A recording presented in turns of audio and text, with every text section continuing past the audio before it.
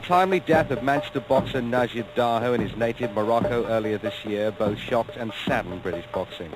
This popular fighter's career spans 60 professional contests. He won a British and Commonwealth title at 2 different weights.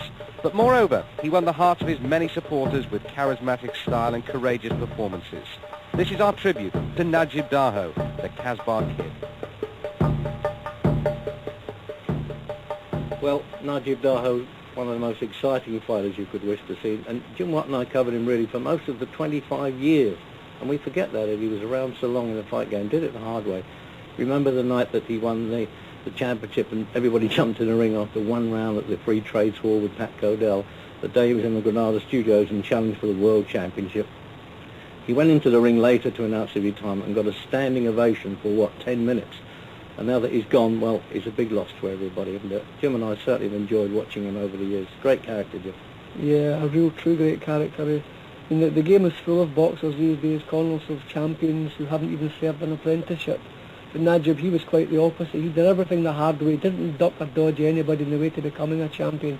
And every fight was more exciting than the last. A great character, a great fighter, will be sadly missed.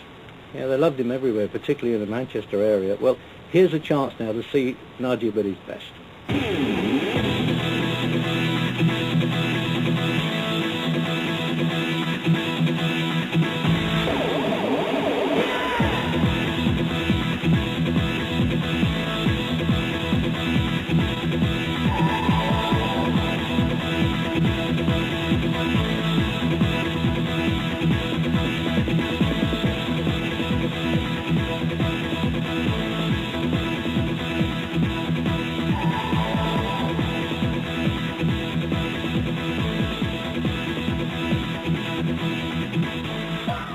In my opinion, I think Najib could have been world class.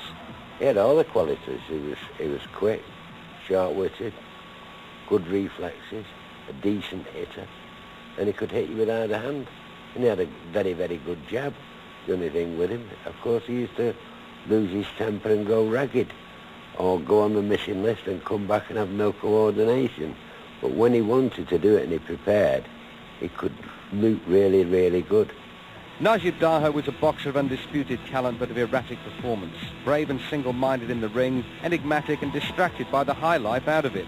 A pro since 1977, it wasn't until 8 years later Daho's career got on the right tracks when he fought Liverpool's Kevin Pritchard for the vacant Central Area title. Seconds ticking away must seem like hours now, Jim, to these fellas in the last round with a minute to go. Yeah, it's been a tremendous pace all the way through. I think Daho's feeling the pace a little bit more than Pritchard at this stage. I think he needed a big round to put it beyond doubt. Here he comes back again. What a tremendous fight. I tell you what, it's getting to be a habit on this, isn't it? The Fight Night series.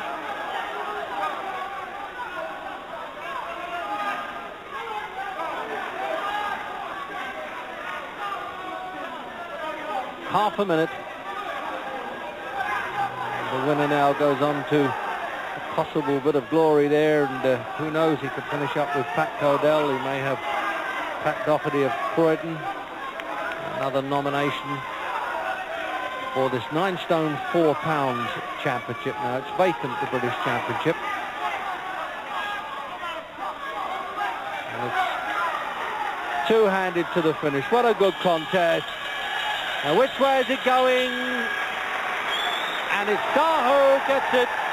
And the family running into the ring as I thought they might. It looks like, I presume, his young brother.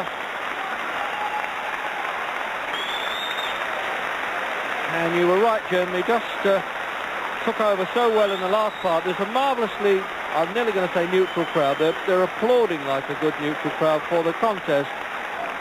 And jubilation there.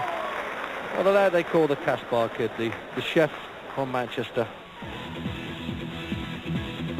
With the title came confidence and recognition. 2 clear points wins followed when Daho decisioned local fighters Sammy Meck and Edward Lloyd over 10 and 8 rounds respectively in Manchester to earn a long-awaited shot at Pat Cowdell's British super featherweight title. After nearly 10 years in the business, Najib was beginning to fulfill the potential manager Jack Trickett always knew was there.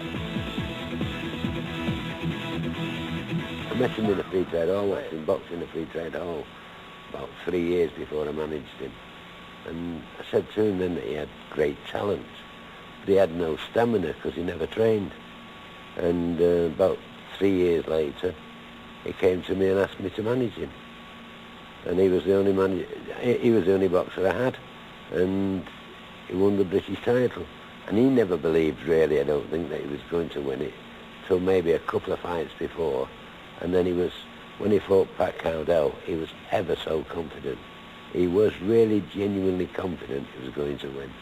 A 12-round super featherweight contest of 3 minutes each round at a match made at 9 stone 4 pound for the super featherweight championship of Great Britain. Between and introducing to you the super featherweight champion of Great Britain from Birmingham, Pat Cowdell.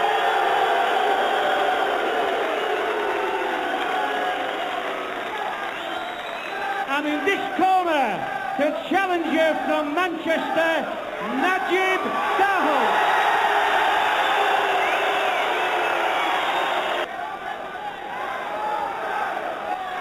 And the crowd really on Najib Daho's side here. He's really an adopted Mancunian. And I think the last native Manchester lad to win the championship was Frank Johnson back in '55 against Joe Lucy.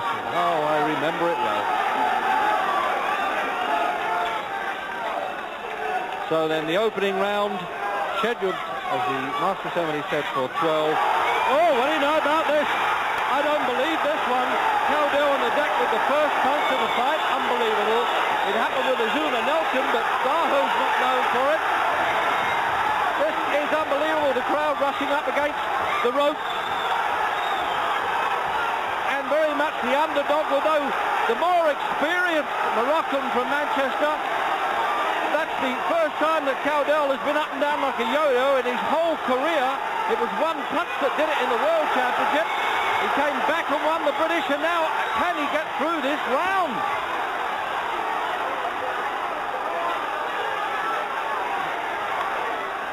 He's really shoving him a bit.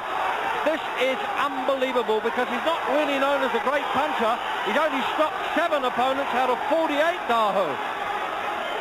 Have you ever seen a start like this, Jim, with Cowdell of all people? Reg, I don't know how Cowdell is managing to stay upright. These punches are bang on target. There goes another one, bang on to the chin. There's nothing wrong with Cowdell's chin if he can take these punches. But I don't see how we can get through this round. He's getting his thinking back together again. He's trying to get his jab working. His concentration is coming back slightly, but he's in terrible trouble.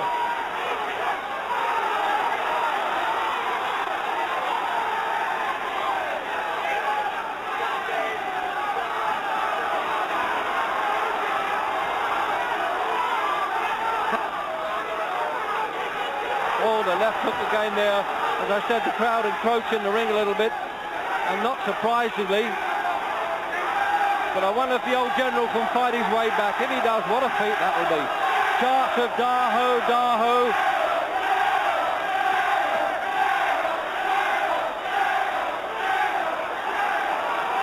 What a fight back now by the champion. Unbelievable this. I've been watching Cowdell since his amateur bantamweight days, and apart from the one punch with Azuma Nelson, he's never been in trouble like this before.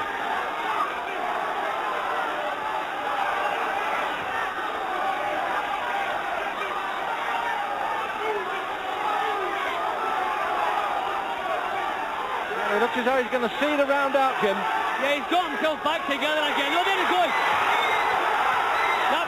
He's still looking for Daho. He knows where he is, but he's still in terrible trouble. I think this is probably the bravest round of Pat Cowdell's long career. I don't know how he managed to see his way this far into the round.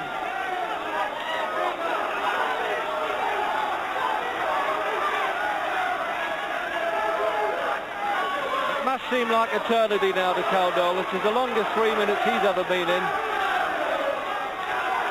Oh, and it looks as though he's going to get counted out. Even the bell came to the rescue. The crowd have invaded the ring. This should not be happening. They cannot crown the champion. They're trying to throw him out now. I don't know what's going to happen here, because if the bell had gone, the referee has every right.